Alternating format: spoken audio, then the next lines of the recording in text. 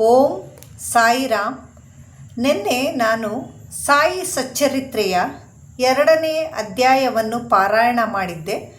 2ನೆಯ ಅಧ್ಯಾಯ ತುಂಬ ದೊಡ್ಡದಾಗಿ ಇದ್ದಿದ್ದರಿಂದ ನಾನು ಅದನ್ನು ಅರ್ಧ ಭಾಗ ಮಾಡಿಕೊಂಡು ಮೊದಲಿನ ಭಾಗ ಓದಿದ್ದೆ. ಈಗ 2ನೆಯ ಭಾಗವನ್ನು ಓದುತ್ತಿದ್ದೇನೆ.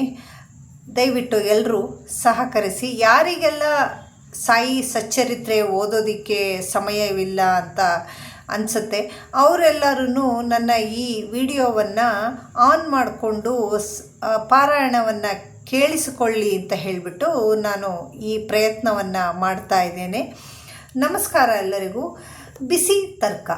ನಾನು ಶಿರಡಿಗೆ ಬಂದ ದಿನವೇ ಗುರುವಿನ ಅಗತ್ಯದ ಬಗ್ಗೆ ನನಗೂ ಬಾಳಾಸಾಹೇಬ ಬಾಟೆಯವರಿಗೂ ದೊಡ್ಡ ಚರ್ಚೆ ನಡೆಯಿತು. ನಮ್ಮ ಸ್ವತಂತ್ರತೆಯನ್ನೇಕೆ ಬಿಡಬೇಕು? ಪರರಿಗೇಕೆ ದಾಸರಾಗಬೇಕು? ಗುರುವಿನ ಅಗತ್ಯವೇನು? ನಮ್ಮ ಕರ್ತವ್ಯವನ್ನು ನಾವು ಮಾಡಬೇಕು, ನಮ್ಮನ್ನು ನಾವು ಕಾಪಾಡಿಕೊಳ್ಳಬೇಕು. ಸುಮ್ಮನೆ ಜಾಡ್ಯತನದಿಂದ ಕುಳಿತು ನಿದ್ರೆ ಮಾಡುವುದರಿಂದೇನು ಪ್ರಯೋಜನ ಎಂದು ನನ್ನ ವಾದ. ವಿಧಿ ಏನು ಸಂಭವಿಸಬೇಕೋ ಅದು ಸಂಭವಿಸಿಯೇ ತೀರುತ್ತದೆ. ಅನೇಕ ಮಹಾತ್ಮರು ಸಹ ಅನುಭವಿಸಿದ್ದಾರೆ. ನಾವೊಂದು ಬಗೆದರೆ ದೈವವೊಂದು ಬಗೆಯುತ್ತದೆ. ನಿನ್ನ ಬುದ್ಧಿವಂತಿಕೆಯನ್ನು ಬದಿಗೆ ತಳ್ಳು, ನಿನ್ನ ಅಹಂಕಾರ ನಿನಗೆ ಸಹಾಯವಾಗಲಾರದು ಎಂದು ಬಾಟೆಯವರ ವಾದ. ಈ ರೀತಿ ಚರ್ಚೆ 1 ಗಂಟೆ ಕಾಲ ನಡೆಯಿತು. ಆದರೂ ಯಾವುದೊಂದು ನಿಲುವಿಗೂ ಬರಲಾಗಲಿಲ್ಲ. ಇದರಿಂದ ನನ್ನ ಮನಸ್ಸಿಗೆ ನೆಮ್ಮದಿ ಇರಲಿಲ್ಲ. ಅನಂತರ ನಾವು ಇತರರೊಡನೆ ಮಸೀದಿಗೆ ಹೊರಟೆವು. ಆಗ ಬಾಬಾರವರು ಕಾಕಾ ಸಾಹೇಬರನ್ನು ಕುರಿತು ಸಾಟೆವಾಡದಲ್ಲಿ ಏನು ನಡೆಯಿತು, ಚರ್ಚೆಯ ವಿಷಯವೇನು, ಈ ಹೇಮಡ ಪಂಥ ಏನು ಹೇಳುತ್ತಾನೆ ಎಂದು ಕೇಳಿದರು.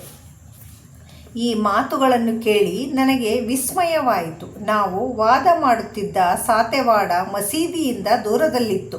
ಅವರು ಸರ್ವಜ್ಞರಲ್ಲದಿದ್ದ ಪಕ್ಷದಲ್ಲಿ ಈ ವಿಚಾರವನ್ನು ಹೇಗೆ ತಿಳಿಯಲು ಸಾಧ್ಯ? ಭವಿಷ್ಯವಾದಿ ಬಿರುದು.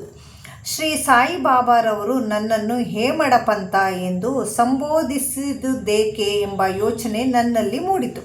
ಈ ಪದದ ಮೂಲ ಹೇಮಾದ್ರಿ ಪಂಥ. ಹೇಮಾದ್ರಿ ಪಂಥರವರು ಯಾದವ ಕುಲದ ದೇವಗಿರಿ ಮಹಾರಾಜರಾದ ಮಹಾದೇವ ಮತ್ತು ರಾಮದೇವರಾಜರಿಗೆ ಮಂತ್ರಿಯಾಗಿದ್ದರು. ವಿದ್ಯಾವಂತರು, ಸದ್ಗುಣ ಸಂಪನ್ನರೂ ಆಗಿ ಚತುರ್ವರ್ಗ, ಚಿಂತಾಮಣಿ, ರಾಜ್ಯ ಪ್ರಶಸ್ತಿ ಮುಂತಾದ ಗ್ರಂಥಗಳ ಕರ್ತೃಗಳಾಗಿದ್ದರು. ನವರೀತಿಯ ಲೆಕ್ಕದ ವಿಧಾನಗಳನ್ನು ಕಂಡುಹಿಡಿದಿದ್ದರು. ಮೂಡಿ ಲಿಪಿಯನ್ನು ಸೃಷ್ಟಿಸಿದವರು. ನಾನಾದರೂ ಇದಕ್ಕೆಲ್ಲ ತದ್ವಿರುದ್ಧ, ಸಾಮಾನ್ಯ ಮಾನವ. ಆದುದರಿಂದ ನನಗೇಕೆ ಈ ಬಿರುದನ್ನು ದಯಪಾಲಿಸಿದರು ಎನಿಸಿತು. ಅರ್ಥವಾಗಲಿಲ್ಲ. ಕೂಲಂಕಷವಾಗಿ ವಿಚಾರ ಮಾಡತೊಡಗಿದೆ. ಆಗ ಈ ಬಿರುದು ಕೊಟ್ಟಿರುವುದು ನನ್ನ ಅಹಂಕಾರ ನಿರ್ಮೂಲನಕ್ಕಾಗಿ ಎಂದು ಮನಗಂಡೆನು ಮತ್ತು ಚರ್ಚೆಯಲ್ಲಿದ್ದು ನನ್ನ ಬುದ್ಧಿವಂತಿಕೆಗೆ ಕೊಟ್ಟ ಸನ್ಮಾನ ಎಂದು ತಿಳಿದುಕೊಂಡೆನು. ಮುಂದಿನ ಕಥೆಯನ್ನು ಪರೀಕ್ಷಿಸಿದರೆ ಬಾಬಾರವರು ಹೇಮಡ ಪಂಥ ಎಂದು ಕರೆದುದು ನಿಜವಾಗಿಯೂ ಮಹತ್ವವಾದದ್ದು ಮತ್ತು ಭವಿಷ್ಯವಾದಿಯಾದದ್ದು ಎಂದು ಕಂಡುಬರುತ್ತದೆ.